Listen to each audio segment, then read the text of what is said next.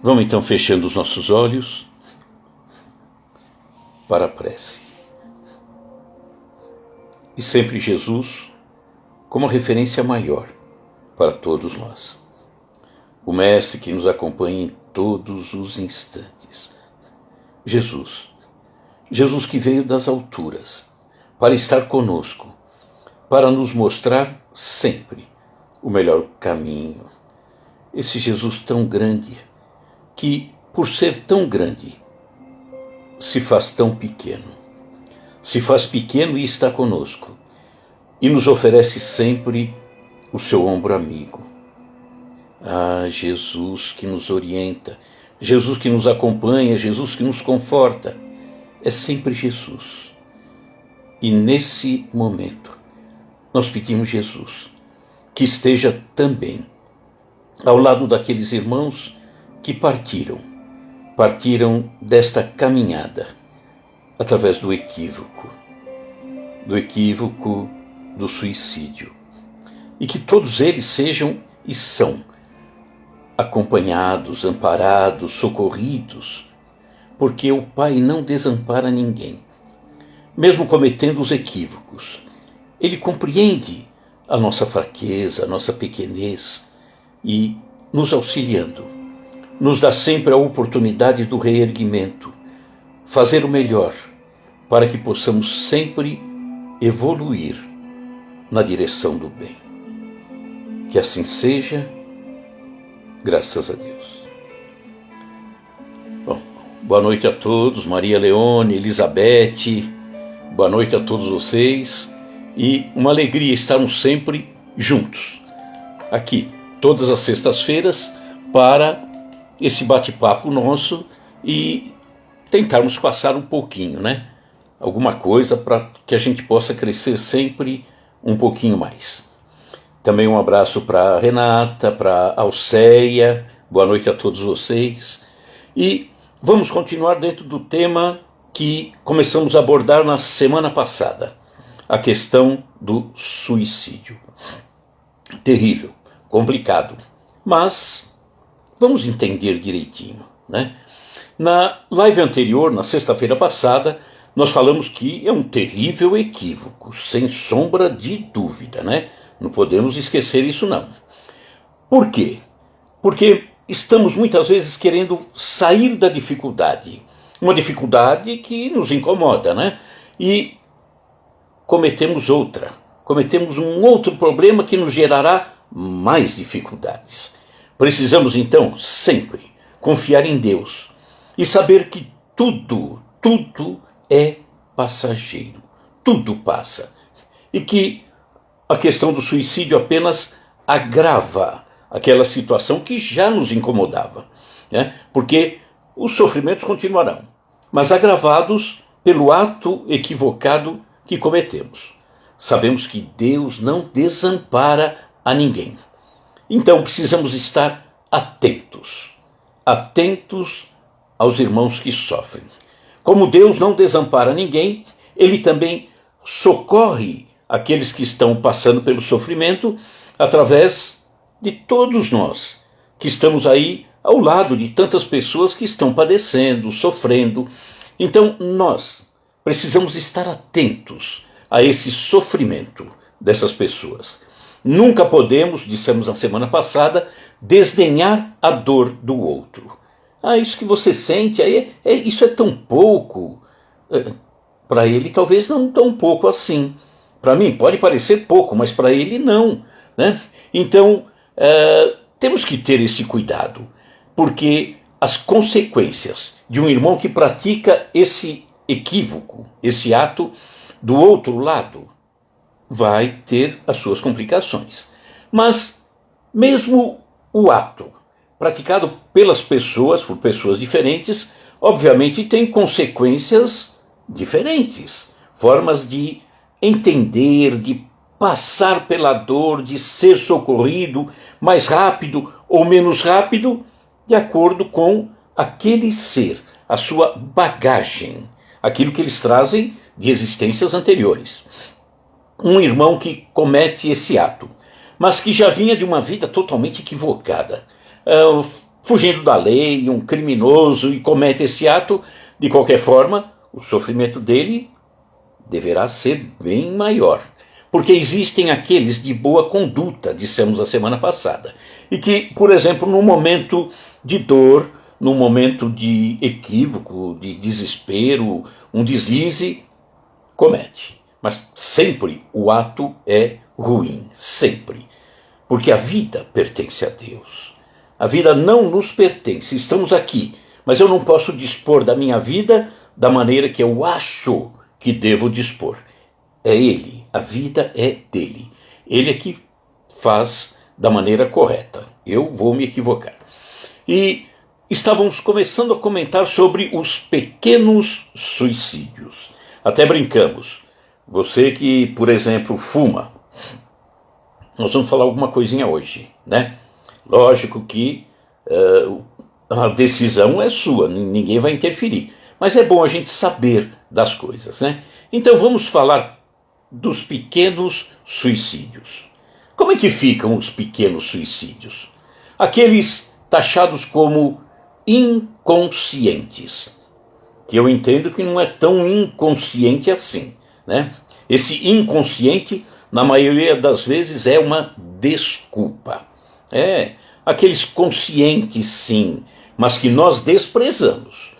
Fingimos que não é conosco e seguimos cometendo os mesmos deslizes, nos mesmos vícios. Então não é tão inconsciente não, né? Vamos ver se não estamos então praticando o nosso suicidiozinho. Eu diria que praticamente todos nós cometemos, todos nós. Vamos começar com o cigarro, o fumo. Falamos na semana passada que os pesquisadores, a ciência, chegou à conclusão que a cada 5 cigarros fumados, em média, você perdeu 1 hora de vida. Ou seja, a cada carteira, que se não me engano tem 20 cigarros, acho que é isso, 20 cigarros, você perdeu 4 horas de vida. Olha que coisa. E estamos jogando fora. Mas é um suicídio inconsciente. Não, você está consciente disso. Você sabe que não faz bem. No passado até alguém podia alegar que nunca ouviu falar.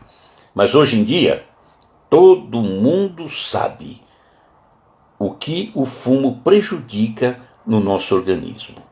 É um suicídiozinho. E seremos cobrados pela nossa consciência. A bebida alcoólica em excesso. Porque tem gente que diz, eu bebo socialmente. Esse socialmente, a impressão que dá é que bebe com toda a sociedade, né? Então, cuidado no exagero, né? Um vinho, numa medida certa, tranquilo, não é exagero. Agora, exagerando, você também está cometendo o seu suicidiozinho. Drogas, a dependência que ela gera, como que ela corrói esse organismo, como ela acaba fazendo com que as pessoas muitas vezes até cometam crimes para poder saciar aquela vontade, está cometendo seu suicídio. Os jovens, os mais jovens, excesso de velocidade no automóvel, também é suicídio? É sim. O carro, ele foi feito para andar numa certa velocidade. As estradas têm lá a velocidade determinada pelas autoridades. É fruto de um estudo. Ninguém joga uma velocidade qualquer na estrada e bota uma placa lá e todo mundo cumpre. Espera-se que tenha sido analisada as questões de curva, né, e outras coisas, a qualidade do piso. Então, excesso de velocidade pode ser um suicídiozinho, sem sombra de dúvida. Mesmo que a pessoa não saia com a intenção de se matar, mas foi além da velocidade estipulada. Então, se equivocou, não deveria ter feito. A sua consciência vai lhe cobrar, caso aconteça alguma coisa com você. Por que eu não fui na medida correta da estrada? No limite correto da estrada ou até um pouquinho menos? Outra forma de se suicidar um pouquinho, de leve. Excesso de trabalho. Sabe aquele que trabalha o normal, 8, 9 horas por dia, mas daqui a pouco ele é fascinado por um outro bem que ele quer comprar. Ah, mas tem que comprar, porque todo mundo comprou, o vizinho comprou, o parente comprou. Já não bastam mais 9 horas de trabalho. Passa para 12. Mas surge outra coisa. Vai embora para as 15 horas. E de repente não vai aproveitar de nada. Porque cometeu o suicídio, já não tem mais força para seguir. O ódio. O ódio corrói. Um sentimento de vingança. Ah, eu quero matar o outro. Isso aí vai corroendo aqui dentro. Diz que quando você tem ódio de alguém, na verdade você quer que o outro morra. Mas quem está tomando veneno é você mesmo, sou eu mesmo. Então é uma forma de antecipar a partida.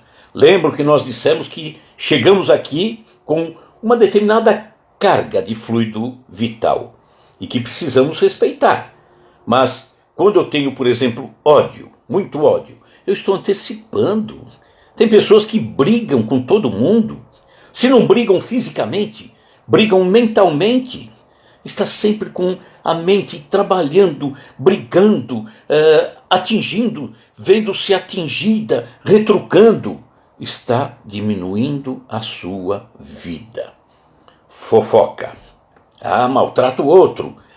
Redes sociais hoje em dia, fake news, até CPI tem. Então, estamos muitas vezes destruindo vidas. Mas quando eu coloco em redes sociais a mentira e acaba machucando alguém, eu já me machuquei antes. Ou seja, diminui um pouquinho a minha carga. Vitimismo. Eu sou vítima.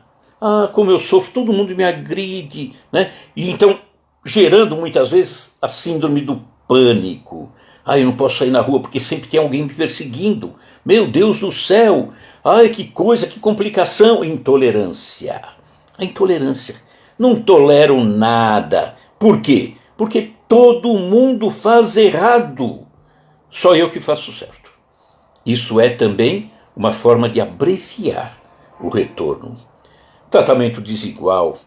Eu gosto de fulano, não gosto de ciclano. Olha, eu amo tais pessoas e aquelas eu desprezo. Muitas pessoas imaginam que o amor leva-se em consideração a média. Nossa, eu até estou bem na média. Eu amo nota 10 para aquele, nota 10 para aquele, nota 10 para aquele, nota 0 para esse aqui. A média está boa, 7,5 está bom. Não está bom. Era preferível que amasse 7,5 a todo mundo. Porque aquele que você ama 0, aquilo é complicado. Então nós temos que ver também de que forma nós nos comportamos com o outro. É um tratamento desigual. Remorso. Como o remorso é complicado, né? Fiz errado. Meu Deus do céu. E como é que eu vou consertar? Só eu que erro. Desprezo. Olha, tudo isso resulta em perda do fluido vital, perda da qualidade que você poderia ter na sua vida, tá? Então, acredito que todos nós cometemos, de certa forma, os nossos suicidiozinhos. E a nossa consciência, ao retornarmos, vai nos cobrar, vai me cobrar. Porque ninguém consegue ser perfeito, tá? Nós vamos falar sobre reflexões sobre um suicídio inconsciente. Suicídio de quem? André Luiz. Muita gente, os espíritas, sabem, né? O espírito André Luiz, que por intermédio de Chico Xavier nos deixou tantos livros maravilhosos, né? Começando pelo Nosso Lar, maravilhoso. E André Luiz foi um suicida. Nós vamos fazer algumas reflexões. Só que eu achei interessante como muitas pessoas podem não conhecer mesmo que seja rapidamente, a vida de André Luiz, eu vou fazer rapidamente um retrospecto de quem foi e como foi essa vida de André Luiz. Tá? O espírito que conhecemos como André Luiz, em sua última encarnação, foi um médico brasileiro residente no Rio de Janeiro. Formou-se em medicina, sem maiores sacrifícios. A vida sorria para ele, né? Compartilhando os vícios da mocidade do seu tempo.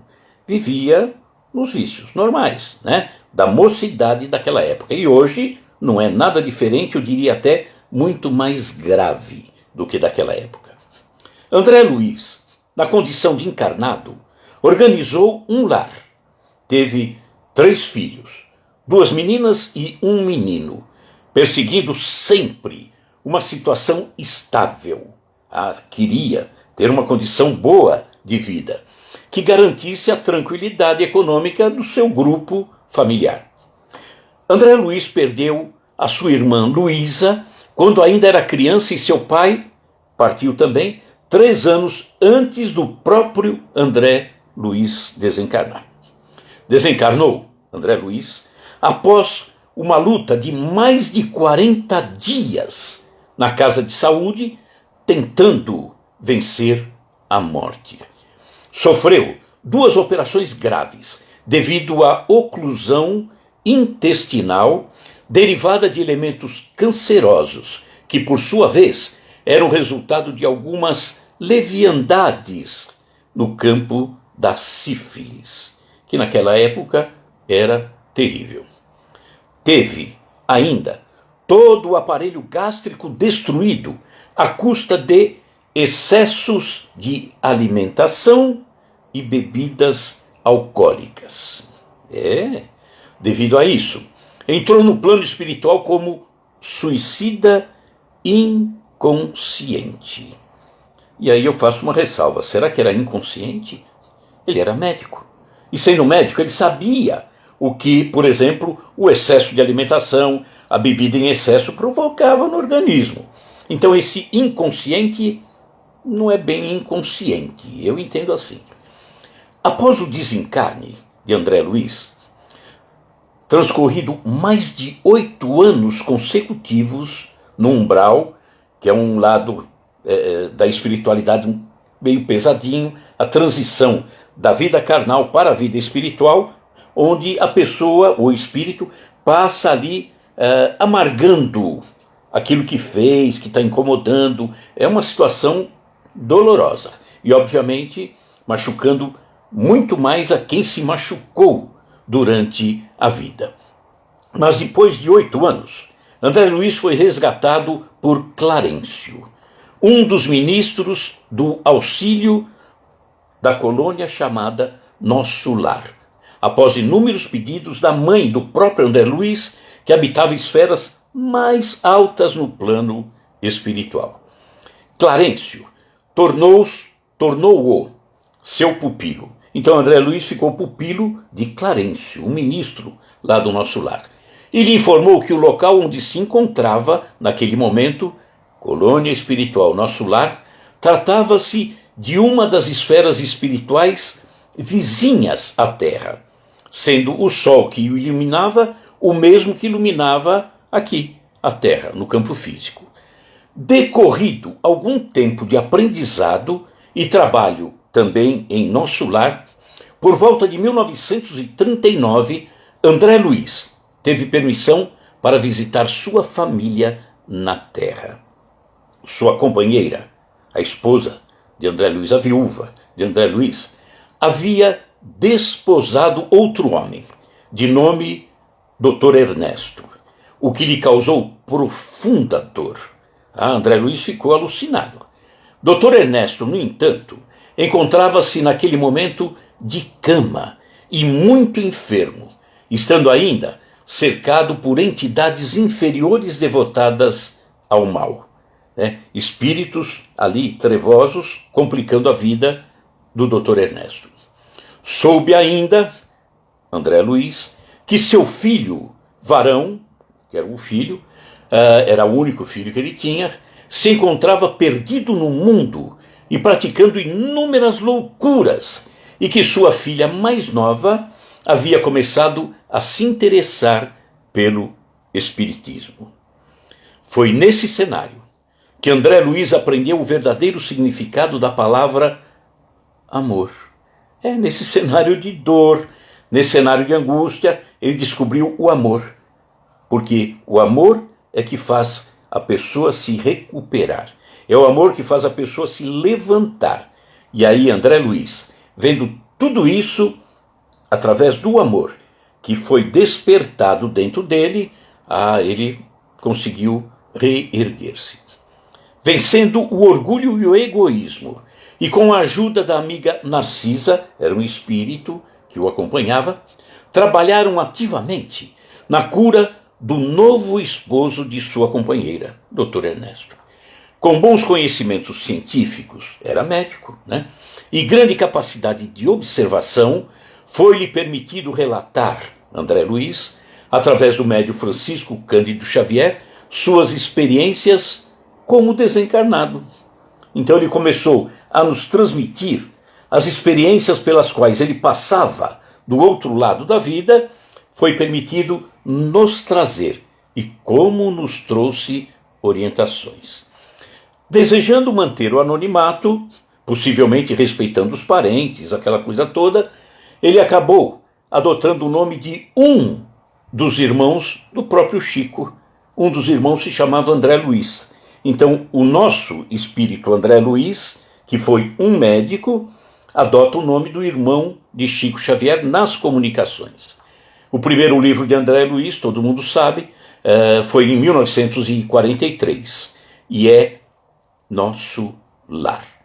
Então, entendemos um pouquinho, ou recordamos um pouco de André Luiz, e nós falamos que ele era suicida. Então vamos fazer algumas reflexões sobre esse suicídio inconsciente, que não é bem inconsciente, hein? De André Luiz.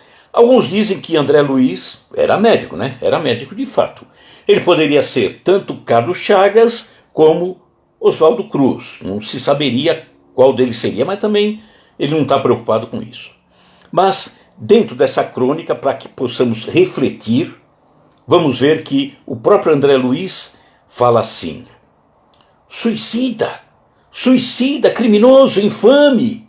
Gritos assim cercavam-me de todos os lados, falava André Luiz.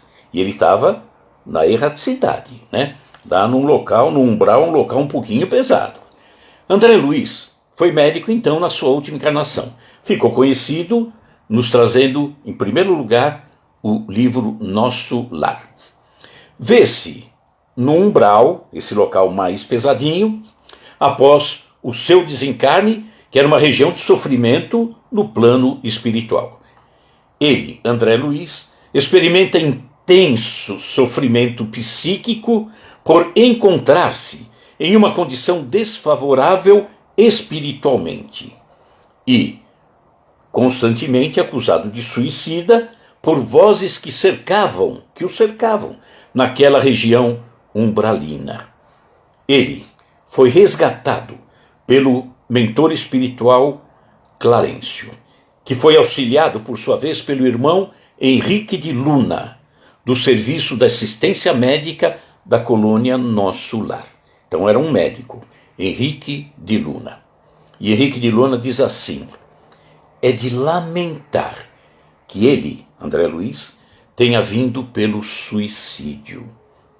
Então ele está se referindo a um suicídio, entre aspas, inconsciente, caracterizado nas pessoas que levam um estilo de vida que ocasione a redução das forças físicas e vitais, ocasionando a perda da durabilidade necessária do corpo físico para cumprirem com êxito a encarnação. Suicídio, tá? E foi o caso de André Luiz. Também são exemplos de suicídio inconsciente, nessa narrativa está aí, suicídio inconsciente, e eu sempre coloco, até que ponto inconsciente, né? Porque hoje existe informação abundantes. Então, esse suicídio inconsciente não é inconsciente não, né? Então, outras modalidades. Ele diz beber desmedidamente, fumar, uso de drogas, excessos alimentares, descontrole emocional, isso leva a suicídio também, né? Meio pequenininho, mas leva lá. Ah, comigo é assim, bateu, levou. Isso te faz um mal, né? Olha, o importante nesse ponto, dessa narrativa da situação de André Luiz, é que o indivíduo não tem consciência de que está se matando e poderá protestar quando for acusado disso. Muitos não param para pensar. Com tantas informações, vai de qualquer jeito. E depois vai sofrer, né? Foi o que aconteceu com André Luiz, ao ser acusado de suicida. E era médico, hein? Ele sabia o mal que estava fazendo ao seu organismo. E aí André Luiz diz assim: lutei mais de 40 dias na casa de saúde, tentando vencer a morte. Sofri 2 operações graves devido à oclusão intestinal. Então ele sabia da doença. Ele não tinha intenção consciente de morrer. Não, eu estou fazendo isso porque eu quero me matar. Objetivamente, ele queria viver, mas era irresponsável, né? Mas queria viver. A sua realidade psíquica e física dizia o contrário, né? A parte psíquica e física poderia dizer: você não está querendo viver não, você está se acabando. Você está se acabando com isso. Então, percebendo essa contradição, eu quero viver, mas a outra parte diz: você está se matando, né? Então, percebendo essa contradição, o médico espiritual, Henrique de Luna, chamou a atenção de André Luiz para a realidade dos fatos e disse assim: sim, mas a oclusão, esse problema intestinal, radicava-se em causas profundas. Desculpa. Então, nesse ponto, quando ele diz o mal estava em causas profundas, aparece com clareza a visão espírita da medicina psicossomática. Aqui está sendo dito que uma doença se radica em causas profundas. Bem lá dentro, né? Não é uma coisa que aparece do nada, de repente, bate um vento e você está com uma oclusão intestinal. Então, dizendo de outro modo, o que acontece no corpo é uma expressão viva do que está acontecendo na mente. A gente acaba produzindo a dor no corpo, a doença no corpo, em razão daquilo que a sua mente está produzindo. O corpo fala do que se passa na vida mental e emocional. Olha, e a mente tem um poder fantástico. Eu estou me recordando nesse instante, na nossa casa espírita, há muitos anos atrás, no meio de uma aula que nós tínhamos, eu estava ali ministrando a aula, e eu queria mostrar o que a mente é capaz de produzir. E de repente eu olhei para uma aluna e no meio da aula eu virava os olhos e olhava para ela, com a cara assim não tão feliz. E ela começou a ficar incomodada. Mais uns minutinhos eu olhava para ela e ela se fechava. O que será que está acontecendo? Fiz isso várias vezes. Até que uma hora eu virei para ela e falei: você está se sentindo bem? Ela falou: tô, acho que estou. Ela já não sabia se estava bem ou não. A mente dela colocou nela essa ideia de que ela não estava bem. Eu falei: para, você está bem sim, eu só quis fazer um teste, fique tranquila, você está bem sim. A mente é que produz esse desequilíbrio. A mente é que acaba ocasionando no nosso corpo físico esse desgaste, essa perda. Por quê? Porque muitas vezes ela de fato está fazendo coisas erradas, está buscando coisas erradas e vai sim somatizar, o corpo vai sofrer. E aí, o médico, Henrique de Luna, continuou falando sobre isso. Vejamos a zona intestinal. A oclusão, esse fechamento, esse travamento, deriva de elementos cancerosos. E estes, por sua vez, de algumas leviandades do meu estimado irmão no campo da sífilis. Andou fazendo coisa errada. Todo o aparelho gástrico foi destruído à custa de excessos de alimentação e bebidas alcoólicas, aparentemente sem importância. Aparentemente. Devorou-lhe a sífilis energias essenciais, como vê, o suicídio é incontestável. Então ficamos pensando, nessa crítica que foi colocada.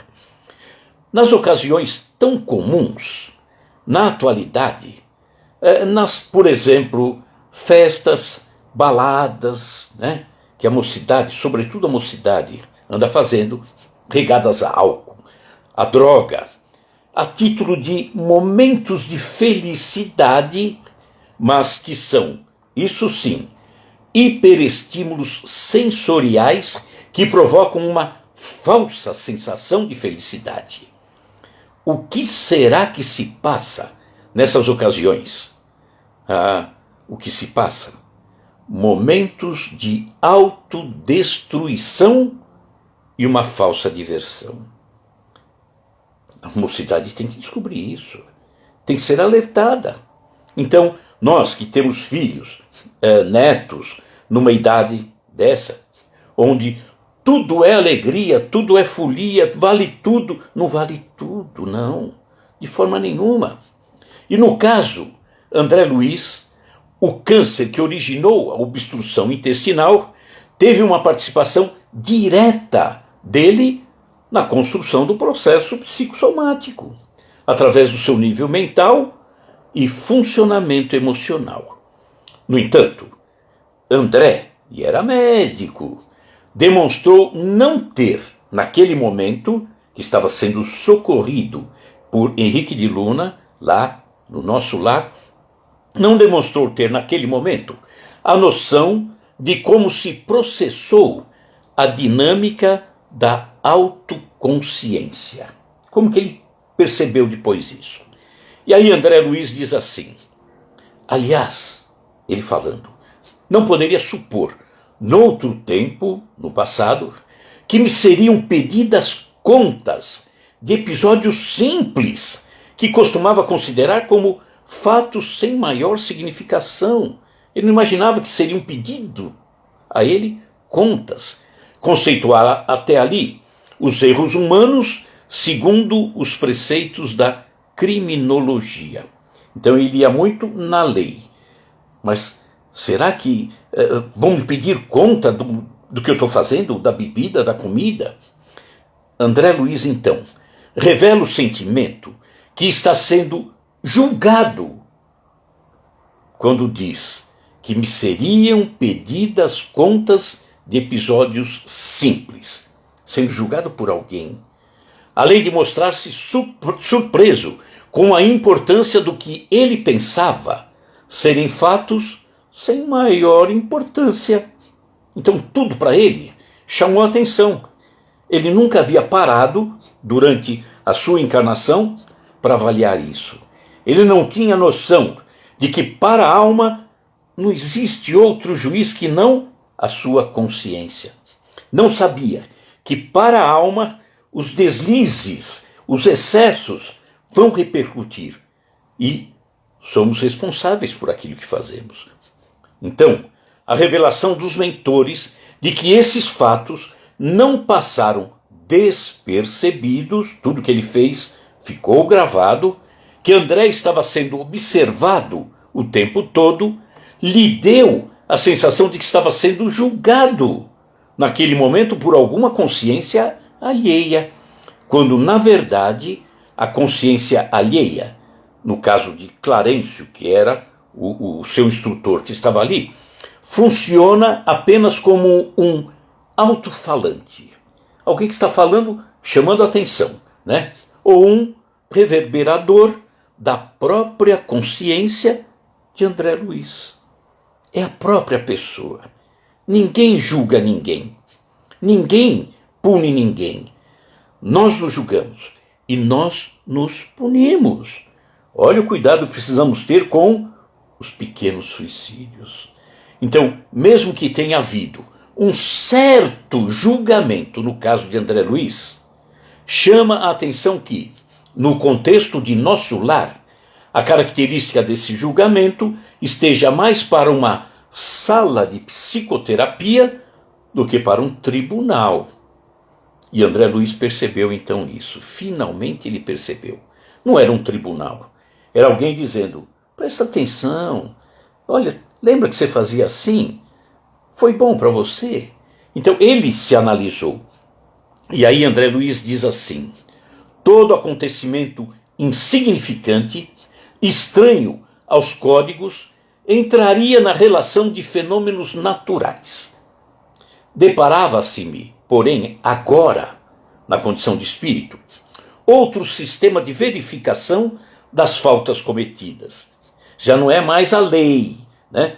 o processo penal, não é mais. Agora é uma outra forma de me analisar. Não me defrontavam tribunais de tortura, falou ele, nem me surpreendiam abismos infernais. Nada disso. André estava passando por um julgamento, porém, sem se sentir acusado, atacado, humilhado, senão apenas convidado a entrar em contato com a própria consciência, mas dentro de um contexto amoroso, para que ele despertasse. Nesse contexto, a consciência de André Luiz é desnudada, naturalmente, por espíritos bondosos, que não estão ali para humilhá-lo, e sim para ajudá-lo a reencontrar-se consigo mesmo. Olha o suicida, André Luiz. Ele fala assim, então, a bondade exuberante de Clarencio, a inflexão de ternura do médico, lá do nosso lar, Henrique de Luna, a calma fraternal do enfermeiro, penetravam-me fundo o espírito. Não me dilacerava o desejo de reação, doía-me a vergonha. E chorei. Enfim, quem fez o julgamento foi o próprio André, auxiliado, sim, por Clarencio, que serviu mais como psicoterapeuta do que julgador. Ele foi o veículo para detonar o processo de autoconsciência. A capacidade de tocar a consciência somente é possível através da presença da humildade e do amor. Então não é tribunal, é humildade e amor. E mostrando que havia entendido e aprendido o ensinamento, André Luiz diz, abafando os impulsos vaidosos, reconheci a extensão de minhas leviandades de outros tempos. A falsa noção da dignidade pessoal cedia terreno à justiça. E a justiça somente surge diante da humildade, nunca frente à prepotência e ao rigor dos tiranos. A vaidade somente cede diante do amor, pois frente a qualquer outra expressão emocional de afrontamento, ela rivaliza. O orgulho e a vaidade não reclinam a cabeça se não for diante da humildade e do amor. Então André, diante de Clarencio, seu instrutor amoroso e humilde, desarma-se e se reencontra. O suicídio é, portanto, a fuga de si mesmo. Mesmo indireta ou inconscientemente, como é o caso do tema que estamos abordando, o indivíduo foge aos poucos de si mesmo e se autodestrói. A existência física é a oportunidade inalienável de crescimento e que deve ser aproveitada até o final. até o final, ou seja, o término da nossa energia, que não nos precipitemos em chegar no final antes que fosse o momento. Então, o relato de André Luiz tornou-se um clássico nos estudos espíritas e, graças a ele, temos hoje a oportunidade de refletirmos mais profundamente sobre essa temática tão importante e atual: o suicídio. Como é importante. Como nós não podemos alegar hoje desconhecimento. Você tem alguma dúvida que o cigarro faz mal? Que a bebida também em excesso faz mal? Que o ódio te prejudica? Que o falar mal de alguém atrapalha não só a vida dele, mas já começou atrapalhando a sua própria vida? Não, ninguém tem. Então, vamos lembrar de algumas coisas. O estudo e a discussão do tema suicídio é uma das formas mais eficientes de se promover a prevenção. Nós temos que lutar pela prevenção, evitar que irmãos cometam esse ato tão triste, pois esta só é possível a prevenção quando a população, os profissionais de saúde, jornalistas, governantes, têm informações suficientes para conduzir as medidas adequadas ao seu alcance nessa frente. É uma frente de guerra, é uma frente de batalha. Porque hoje em dia, cerca de 12 mil casos acontecem apenas no Brasil. Mais de 1 milhão em todo o mundo por ano, sem contar as tentativas, que normalmente são 20 vezes maiores. 20 vezes, tá? Triste realidade. E cada vez mais casos, principalmente entre os jovens, surgem. É a questão das drogas, né? Do imediatismo e um certo descontrole, não pensar, por exemplo, naqueles que ficam. Eu sou jovem, eu bebo, eu vou andar em excesso de velocidade, droga. E sua mãe, como é que está? E seu pai? E seu avô, sua avó? Será que estarão felizes em ver você se matando desse jeito? Então, a juventude muitas vezes, de uma forma tão equivocada, nem pensa nisso. Segue adiante. E olhem, cerca de 96, praticamente 97% dos casos de suicídio estão relacionados a transtornos mentais. Olha o cuidado, né? A saúde mental, como nós temos que nos preocupar com isso. E olha, tem uma página na internet fantástica. Falamos dela já no nosso programa na Rádio Boa Nova, no mês de setembro, é setembroamarelo.com. Pode-se encontrar nessa página farto material disponível para auxiliar a todos. Por exemplo, ali, setembroamarelo.com, você vai encontrar diretrizes para divulgação e participação dessa campanha. Setembro Amarelo, mas te segue, vai além de setembro. Materiais online para download. Uma cartilha chamada Suicídio, informando para prevenir. E todo o material para até imprensa. CVV, maravilhoso CVV, Centro de Valorização da Vida. Presta um serviço voluntário e gratuito de apoio emocional e prevenção ao suicídio para todas as pessoas que querem e precisam conversar, sob total sigilo e anonimato. Então, CVV, tem algum problema? Você, nesse momento, está com uma angústia? CVV. Conhece alguém que está dessa forma, correndo algum risco? Informe sobre o CVV. E o CVV já produziu 3 séries de vídeos com o objetivo de reduzir o número de suicídios. Então, esses vídeos estão distribuídos em 3 tipos. Primeiro, vídeos direcionados a pais e educadores. Você pode baixar no site do CVV. Outro grupo de vídeos direcionados para a formação de facilitadores de grupos de apoio a sobreviventes do suicídio. Você trabalha com isso? Na sua casa espírita, não importa, em qualquer local, busque no CVV, né? Tem um material maravilhoso. Então, vá no CVV, você vai encontrar muita coisa. E o CVV, o número do telefone, passe para as pessoas. 188. 188. Divulgue esse número. Ele já salvou muita gente. E para encerrarmos esse tema, suicídio, nós vamos ver aqui uma página, o Espírito Emmanuel, ditando ao nosso querido Chico Xavier. Ele fala, ante o suicídio.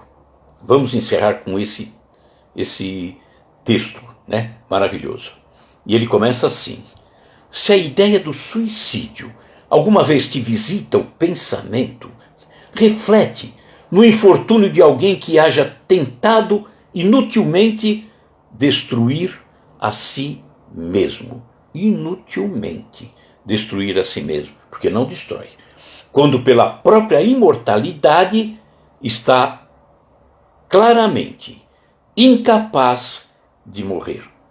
Ninguém desaparece, ninguém morre. Na hipótese de haver arremessado um projétil sobre si, um tiro, ingerido esse ou aquele veneno, ou procurado extinguir as próprias forças orgânicas por outros meios, indubitavelmente, fala Emmanuel, arrastará consigo as consequências desse ato, e se lhe configurarem no próximo ser, na forma dos chamados complexos de culpa, vai levar isso para o outro lado. Entendendo-se que a morte do corpo denso, físico, é semelhante a um sono profundo, de que a pessoa ressurgirá sempre, é natural que esse alguém penetre no mundo maior na condição de vítima de si mesmo. Não é de ninguém, vítima de si mesmo. Não nos é lícito, fala Emmanuel, esquecer que os suicidas, na espiritualidade, não são órfãos da misericórdia divina, não ficam largados, abandonados. E por isso mesmo, inúmeros benfeitores lhes propiciam o socorro possível. Entretanto, benfeitor algum consegue eximi-los de imediato do tratamento de recuperação que, na maioria das vezes, lhes custará longo tempo. Lembra que nós falamos que há casos e casos. Há casos de irmãos que partiram de uma forma tão dura, tão pesada, tão equivocados, e que demorará muito tempo. Mas há casos daqueles que partiram num desequilíbrio momentâneo, pessoas que tiveram uma vida maravilhosa, família, filhos, amigos, e num desequilíbrio cometeu. E aí ele diz, entretanto, benfeitor algum consegue eximi-los de imediato do tratamento de recuperação que, na maioria das vezes, portanto não é sempre, lhes custará longo tempo. Ponderando quanto ao realismo do assunto, fala Emmanuel, por maiores se te façam as dificuldades do caminho, confia em Deus, que em ti criando a vida, saberá defender-te e amparar-te nos momentos difíceis. Observa que não existem provações sem causa, e em razão disso, seja onde for, estejamos preparados para facear os resultados de nossas próprias ações do presente ou do passado, em nos referindo às existências anteriores. Cientes de que não existem problemas sem solução, não existe problema sem solução, por mais pesada a carga de sofrimento em que te vejas, segue à frente, trabalhando e servindo, lançando um olhar para a retaguarda, de modo a verificar quantas criaturas existem carregando fardos de tribulações muito maiores e mais constrangedores do que os nossos.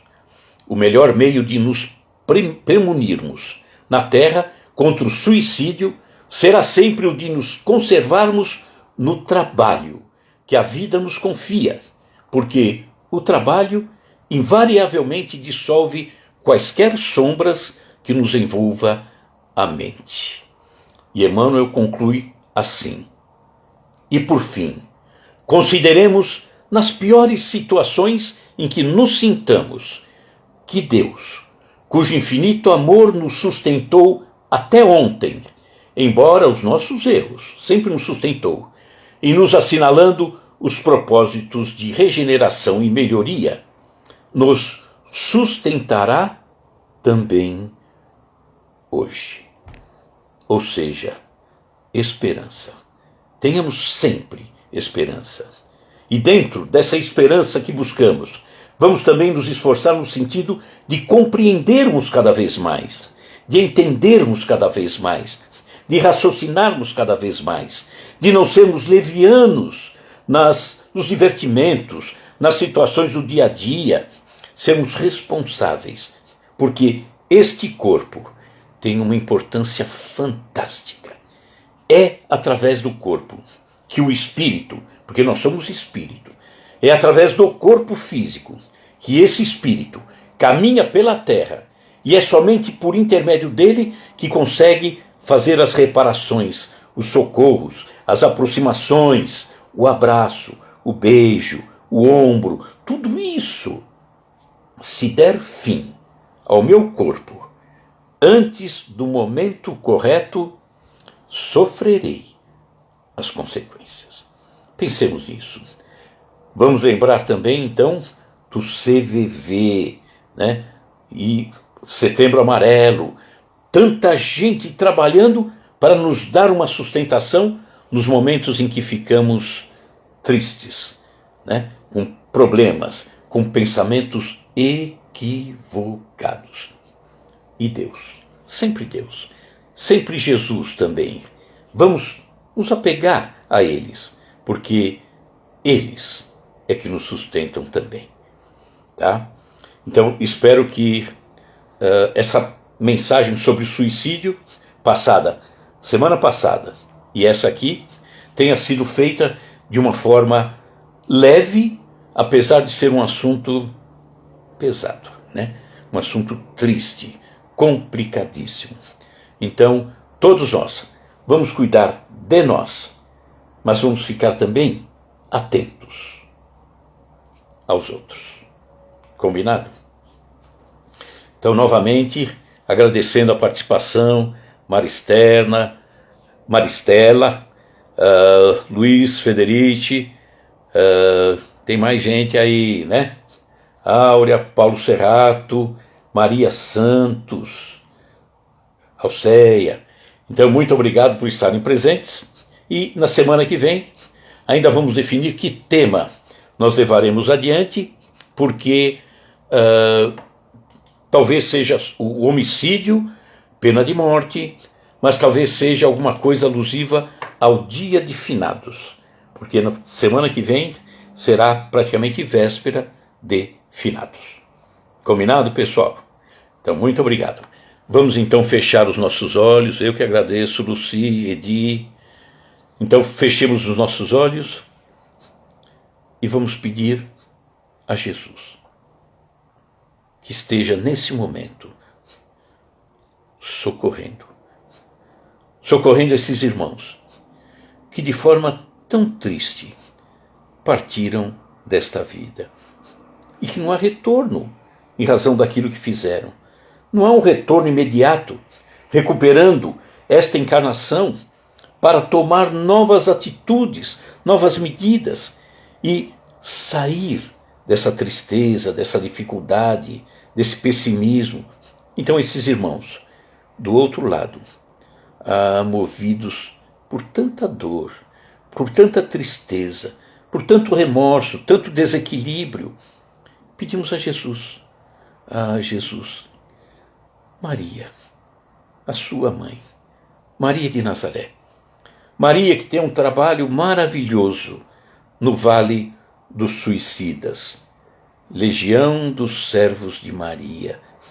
Maria presente, junto com esses espíritos tão devotados, que chegam a essa região tão triste, que é o Vale dos Suicidas, lá na espiritualidade mais triste, e socorrem a todos esses irmãos, que depois do sofrimento, que depois da dor que passaram, e que ainda estão passando, decidiram dar chance a si mesmo e procurar a saída.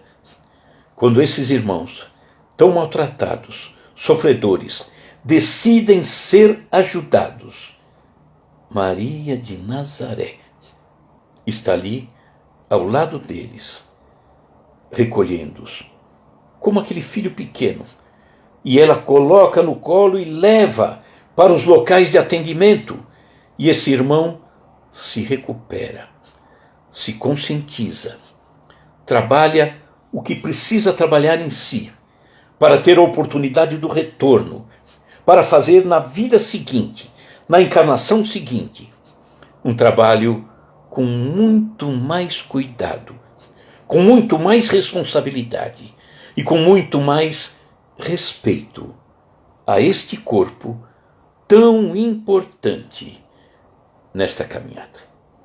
Jesus, peça a Maria, sua mãe, para que esteja lá, socorrendo todos esses irmãos que estão despertando dessa dor terrível. Que assim seja, graças a Deus. Abraço a todos, Sandra, Geuci, Osiel. Então, um grande abraço, pessoal, e na semana que vem nos encontramos de novo, tá? Jesus no coração, álcool gel na mão. Muito obrigado, pessoal. Um abraço, viu? Tchau, tchau. Obrigado, filhota. Obrigado, Michel. Até a semana que vem.